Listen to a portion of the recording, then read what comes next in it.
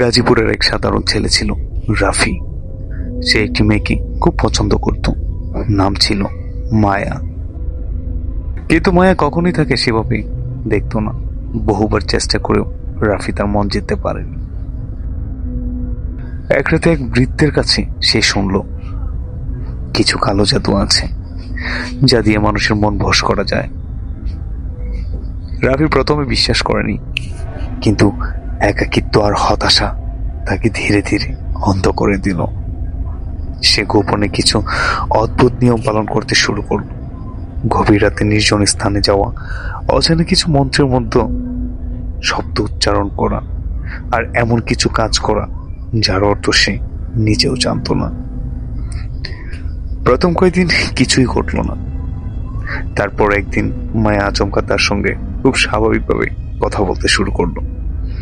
রাফির মনে হলো কালো জাদু কাজ করেছে। কিন্তু সেদিন থেকেই অদ্ভুত ঘটনা শুরু হলো। রাতে ঘুমাতে গেলে সে অনুভব করত তার বিছানার পাশে কেউ দাঁড়িয়ে আছে।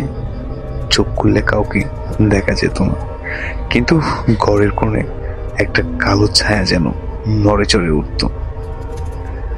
একদিন মাঝরাতে সে শুনল তার কানের কাছে কেউ ফিসফিস করে বলছে, তুমি যা চেয়েছিলে তা পেয়েছ, এখন দাম দাও। রাফি ভয়ে ঘেমে উঠল। দিন যেতে লাগলো। তার প্রতি যতটা কাছে আসছিল, রাফির জীবন ততটাই অন্ধকার হয়ে উঠছিল। তার আয়নায় নিজের পেছনে অচেনা মানুষের ছায়া দেখা যেত। মোবাইলে মাঝরাতে অচেনা নম্বর থেকে কল আসতো। রিসিভ করলি শুধু নিঃশ্বাসের শব্দ। একদিন সে সাহস করে সেই বৃদ্ধের কাছে গেল। বৃদ্ধ তাকে দেখে ফ্যাকাশে হয়ে বলল, তুই যা ডেকেছিস সেটা প্রেম নয়।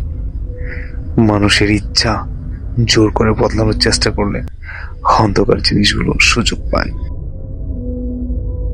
রাফি কাপা গলায় বলল, এখন এখন আমি কি করব? বৃদ্ধ উত্তর দিল না, শুধু বলল, সময় শেষ হয়ে গেছে। সেদিন রাতে রাফি বাড়ি ফিরল। বৃষ্টি হচ্ছিল, বিদ্যুৎ ছিল না। হঠাৎ সে দেখলো তার ঘরের দরজা খোলা, অথচ বের হওয়ার সময় সে নিজেই তালা দিয়েছিল। ভেতরে ঢুকতেই ঠান্ডা বাতাস তার শরীর কাঁপিয়ে দিল। ঘরের দেয়ালে কাদামাটির মতো কালো দাগ দিয়ে লেখা, দাম দিতে হবে তো নাকি। ঠিক তখনই সে পিছনে কারো উপস্থিতি অনুভব করলো। ধীরে ধীরে ঘুরে দাঁড়াতে দেখলো দরজার পাশে মানুষের মতো লম্বা এক কালো অবয়ব দাঁড়িয়ে আছে।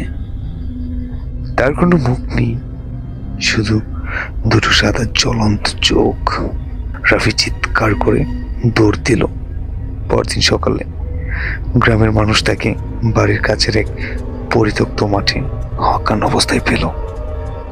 সে বেঁচে ছিল, কিন্তু আর কখনো স্বাভাবিক হয়নি।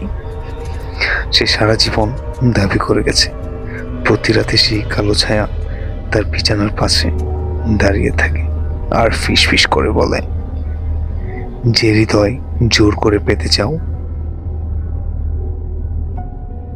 সে নিজের স্বাধীনতায় হারিয়ে ফেলে। আজও গ্রামের মানুষ বলে, গভীর রাতে ওই মাঠের পাশ দিয়ে গেলে একজন যুবকের ভয়ঙ্কর কান্নার শব্দ শোনা যায়, আর দূরে অন্ধকারে দুটো সাদা চোখ জ্বলন্ত দেখা যায়।